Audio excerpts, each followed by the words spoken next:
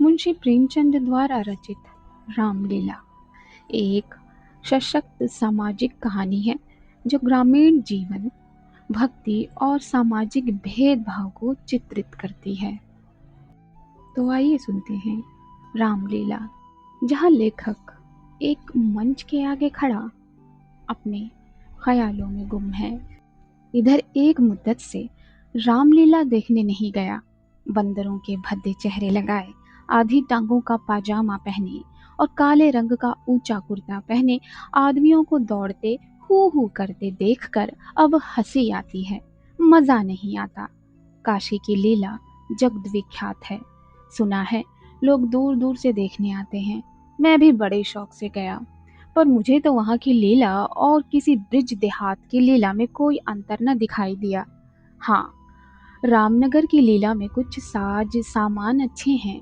राक्षसों और बंदरों के चेहरे पीतल के हैं, गदाएं भी पीतल की हैं। कदाचित नवासी भ्राताओं के मुकुट सच्चे काम के हों, लेकिन साज सामान के सिवा वहां भी वही हू के सिवा और कुछ नहीं।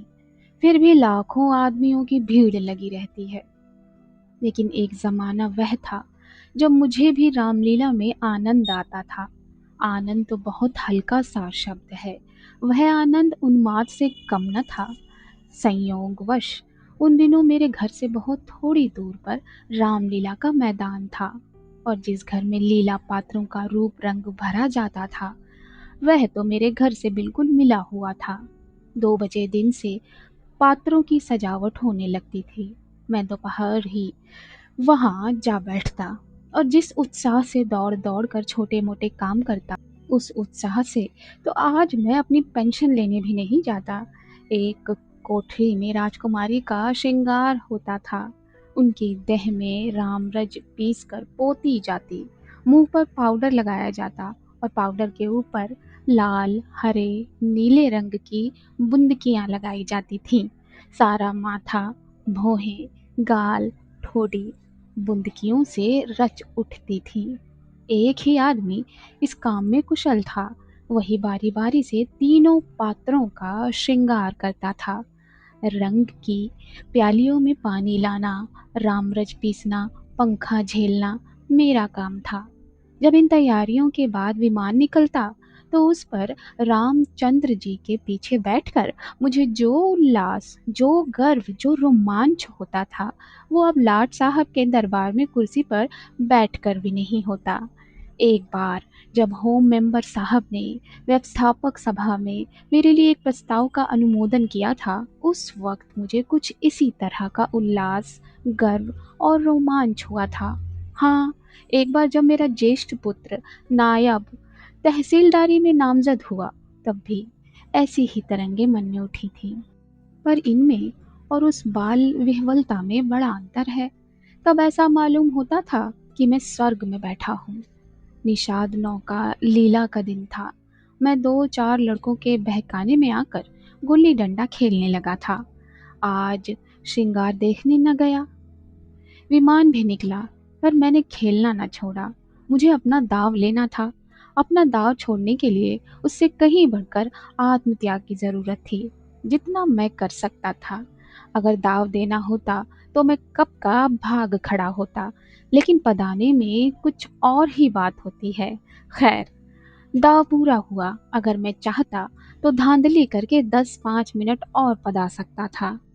इसकी काफी गुंजाइश थी, लेकिन अब इसका मौका न था। मैं सीधे नाले की तरफ दौड़ा।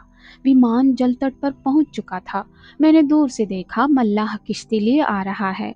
दौड़ा, लेकिन आदमियों की भीड़ में दौड़ना कठिन था। आखिर जब मैं भीड़ हटाता प्राणपण से आगे बढ़ता घाट पर पहुंचा, तो निषाद अपनी नौका खोल चुका था। रामचंद्र पर मेरी कितनी श्रद्धा थी। अपने पाठ की चिंता न करके उन्हें पढ़ा दिया करता था, जिसमें वह फेल न हो जाएं। मुझसे उम्र में ज्यादा होने पर भी वो नीची कक्षा में पढ़ते थे, लेकिन वही रामचंद्र नौका पर बैठे इस तरह मुंह फेरे चले जाते थे, मानो मुझसे जान पहचान ही नहीं। नकल में भी असल की कुछ न कुछ बू आ ही जाती है। भक्तों पर जिनकी निगाह सदा ही तीखी रही है, वो मुझे क्यों उबारते। मैं विफल होकर उस बछड़े की भांति कूदने लगा जिसके गर्दन पर पहली बार जुआ रखा गया हो। कभी लपक कर नाले की ओर जाता, कभी किसी सहायक की खोज में पीछे की तरफ दौड़ता, पर सबके सब अपनी धुन में मस्त थे। मेरी चीख पुकार किसी के कानों तक न पहुंची। तब से बड़ी बड़ी विपत्तियां झेली, पर उस समय जितना दुख हुआ उतना फिर कभी नहीं हुआ।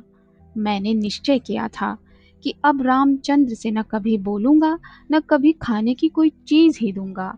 लेकिन जो ही नाले को पार करके वह पुल की ओर लौटे, मैं दौड़कर विमान पर चढ़ गया और ऐसा खुश हुआ मानो कोई बात ही नहीं हुई थी। रामलीला समाप्त हो गई थी।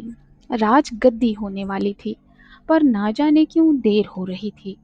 शायद चंदा कम वसूला हुआ था। रामचंद्र की इन दिनों कोई बात भी न पूछता था। न घर ही जाने की छुट्टी मिलती थी, न भोजन का ही प्रबंध होता था। चौधरी साहब के यहाँ से एक सीधा कोई 3 बजे दिन को मिलता था। बाकी सारे दिन कोई पानी को नहीं पूछता। लेकिन मेरी श्रद्धा अभी तक ज्यों की त्यों थी। मेरी दृष्टि में अभी रामचंद्र रामचंद्र ही थे। घर पर मुझे खाने को कोई चीज मिलती, वह लेकर रामचंद्र को दे आता। उन्हें खिलाने में मुझे जितना आनंद मिलता था, उतना आप खा जाने में कभी न मिलता। कोई मिठाई या फल पाते ही मैं बेतहाशा चौपाल की ओर दौड़ता। अगर रामचंद्र वहां न मिलते तो उन्हें चारों ओर तलाश करता, और जब तक वह चीज उन्हें न खिला लेता मुझे चैन न आता था। खैर, राजगद्दी का दिन आया। रामलीला के मैदान में एक बड़ा सा शामियाना ताना गया। उसकी खूब सजावट की गई। वेश्याओं के दल भी आ पहुंचे। शाम को रामचंद्र की सवारी निकली और प्रत्येक द्वार पर उनकी आरती उतारी गई। श्रद्धा अनुसार किसी ने रुपये दिए, किसी ने पैसे। मेरे पिता पुलिस के आदमी थे, इसलिए उन्होंने बिना कुछ दिए ही आरती उतारी।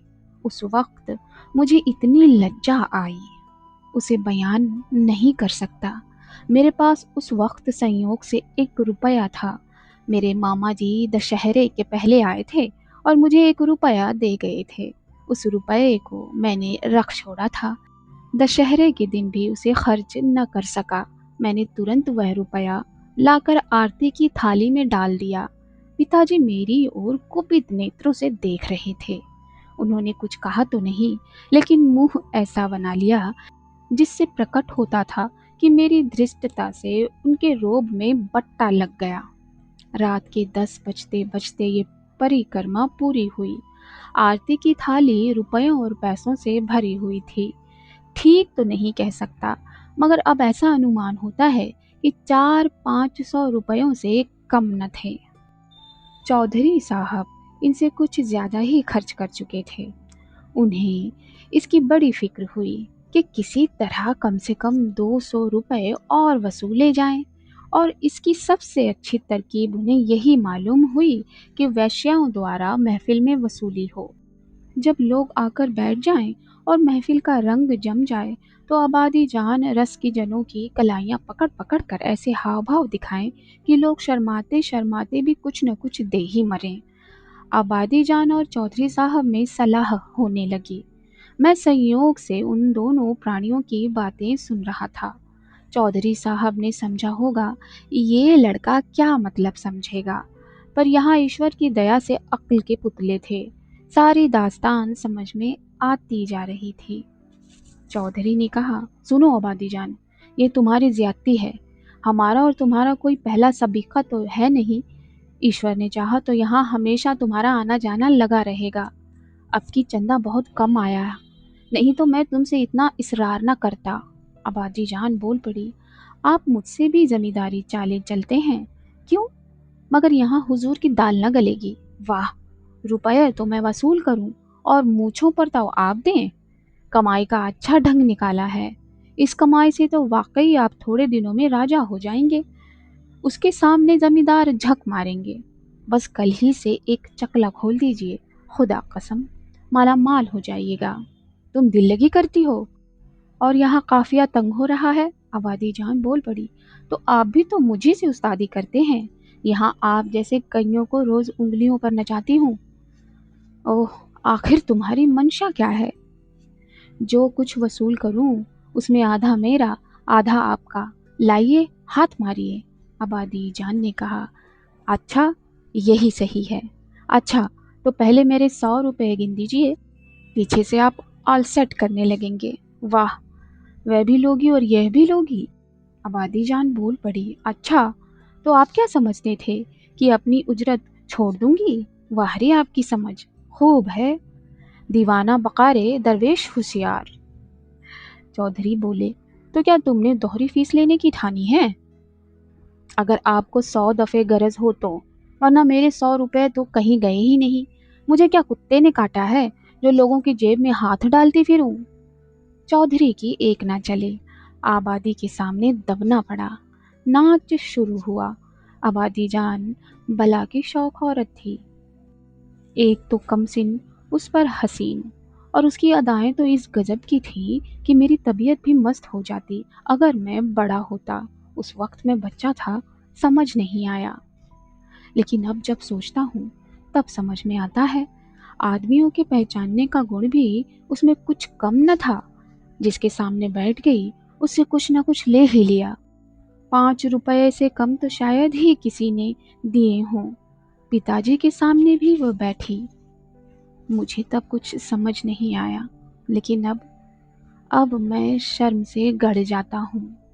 जब उसने उनकी कलाई पकड़ी तब तो मैं देखता रहा। मुझे यकीन था कि पिताजी उसका हाथ झटक देंगे और शायद दुत्कार भी दें, किंतु ये क्यों हो रहा था? हे ईश्वर, मेरी आंखें धोखा तो नहीं खा रही थी। पिताजी तो मूंछों में हंस रहे थे। ऐसी मृदु हंसी उनके चेहरे पर मैंने कभी नहीं देखी थी। उनकी आंखों से अनुराग टपका पड़ता था। उनका एक एक रोम पुलकित हो रहा था। मगर ईश्वर ने मेरी लाज रख ली थी। वह देखो, उन्होंने धीरे से आबादी के कोमल हाथों से अपनी कलाई छुड़ा ली। अरे, उसके बाद तो आबादी ने उनके गले में बाहें डाल दी। अब पिताजी उसे जरूर पीटेंगे। चुड़ैल को जरा भी शर्म नहीं थी। एक महाशय ने मुस्कुराकर कहा, यहाँ तुम्हारी दाल न गलेगी आबादी जान, और दरवाजा देखो। बात तो इन महाशय ने मेरे मन की कही और बहुत ही उचित कही, लेकिन न जाने क्यों पिताजी ने उसकी ओर कुपित नेत्रों से देखा और मूंछों पर ताव दिया। मुंह से तो वह कुछ न बोले, पर उनके मुख की आकृति चिल्लाकर सरोष शब्दों में कह रही थी, तू बनिया, मुझे समझाता क्या है? यहाँ ऐसे अफसर पर जान तक निसार करने को तैयार हैं। रुपए की हकीकत ही क्या, तेरा जी चाहे आजमा ले। तुझसे दुनी रकम ना दे डालूं तो मुंह ना दिखाऊं। महान आश्चर्य, घोर अनर्थ।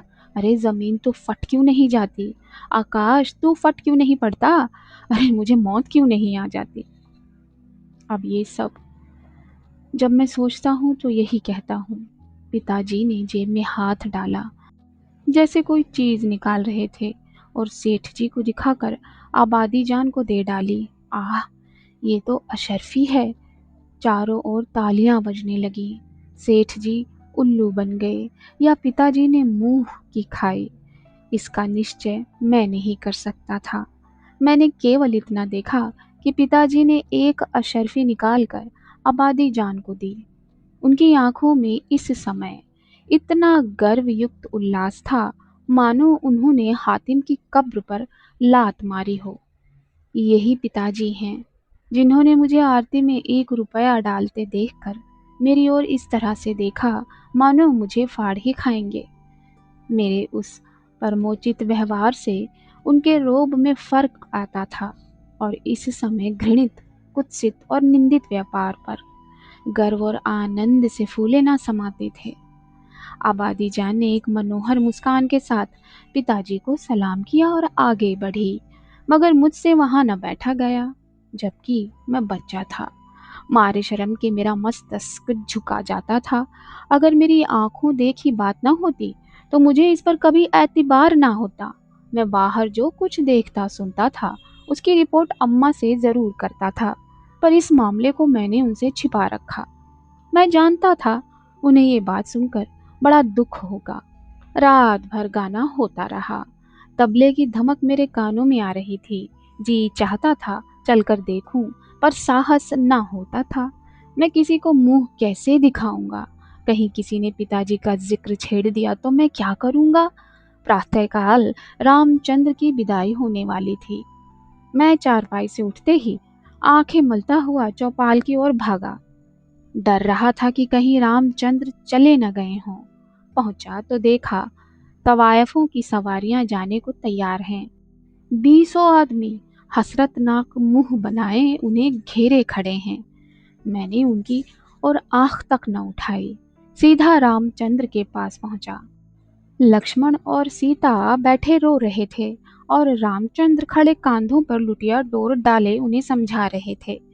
मेरे सिवा वहां और कोई न था। मैंने कुंठित स्वर से रामचंद्र से पूछा, क्या तुम्हारी विदाई हो गई? क्या रुपया और कपड़े नहीं मिले? अभी नहीं मिले। चौधरी साहब कहते हैं इस वक्त बचत में रुपए नहीं, फिर आकर ले जाना। कुछ नहीं मिला? मैंने पूछा। एक पैसा भी नहीं मिला। कहते हैं कुछ बचत नहीं हुई। मैंने सोचा था कुछ रुपए मिल जाएंगे तो पढ़ने की किताबें ले लूंगा, सो कुछ न मिला। राह खर्च भी नहीं दिया। कहते हैं कौन दूर है, पैदल चले जाओ। ये सुनकर मुझे ऐसा क्रोध आया कि चलकर चौधरी को खूब आड़े हाथों लूं। वैश्याओं के लिए रुपए, सवारियां, सब कुछ, पर बेचारे रामचंद्र और उनके साथियों के लिए कुछ भी नहीं। जिन लोगों ने रात को आबादी जान पर 10-10, 20-20 रुपए नेछावर किए थे, उनके पास क्या इनके लिए 2-2, 4-4 आने पैसे भी नहीं? पिताजी ने भी तो आबादी जान को एक अशर्फी दी थी। देखूं इनके नाम पर क्या देते हैं। मैं दौड़ा हुआ पिताजी के पास गया। वह कहीं तफ्तीश पर जाने को तैयार खड़े थे। मुझे देखकर बोले, कहाँ घूम रहे हो? पढ़ने के वक्त तुम्हें घूमने की सूझती है? मैंने कहा, चौपाल पर गया था। रामचंद्र विदा हो रहे थे, उन्हें चौधरी साहब ने कुछ नहीं दिया। तो तुम्हें इसकी क्या फिक्र पड़ी है? लेकिन वो जाएंगे कैसे? राह खर्च भी तो नहीं उनके पास। क्या? कुछ खर्च भी नहीं दिया? ये चौधरी साहब की बेइंसाफी है। हाँ, अगर आप 2 रुपये दे दें तो मैं उन्हें दे आऊं। इतने में शायद वो घर पहुंच जाएं। पिताजी ने तीव्र दृष्टि से देखकर कहा, जाओ अपनी किताबें देखो, मेरे पास रुपए नहीं हैं। ये कहकर वह घोड़े पर सवार हो गए और उसी दिन से पिताजी पर से मेरी श्रद्धा उठ गई। मैंने फिर कभी उनकी डांट डपट की परवाह नहीं की। मेरा दिल कहता, आपको मुझको उपदेश देने का कोई अधिकार नहीं है। मुझे उनकी सूरत से चिढ़ हो गई।